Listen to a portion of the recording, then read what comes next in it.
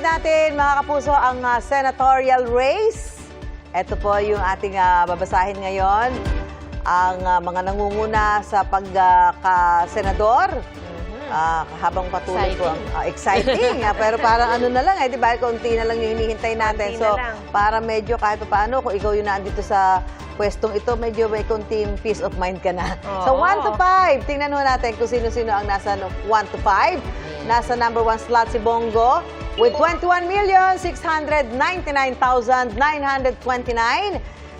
Ikalawa si Bam Aquino with 16,782,544. Nasa ikatlong pwesto naman si Bato de la Rosa na may 16,614,841.